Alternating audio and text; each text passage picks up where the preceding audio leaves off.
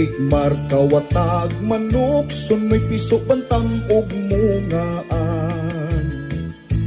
Way pili mo kubkob, kawaton apil ang pultahan. Kawatan yun og manok, maratol na ang silingan. Nangita sa ilang manok, si Rikmar na kay pusog, nagkimaglitson manok. Gikawat ang sunoy, ang tag-iya manariay.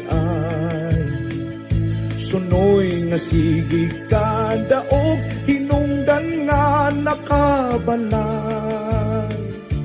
Natripingan ni Rikmar, isapwan niya kitang naran.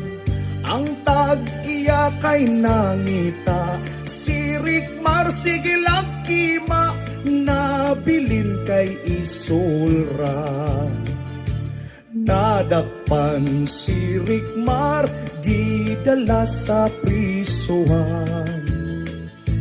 Magbagong buhay na daw siya, mao kini ang saad niya.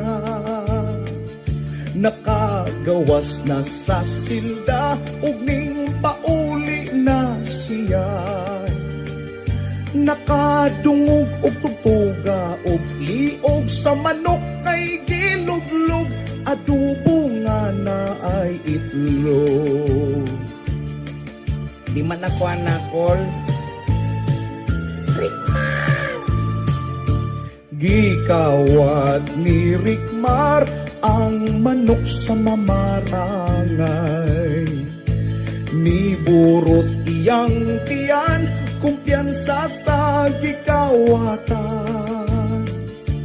Nangayo og pasensya, gisugo ra daw sa iyang mama. Si Rikmar na uli at iyang mama kay natabdan, na among ang inahan. Apan kini kay kontentra, si Rikmar buutan na. Buutan nga aman, maayo sa iyang pamilya. Suportaan, content, walay gipangligsan.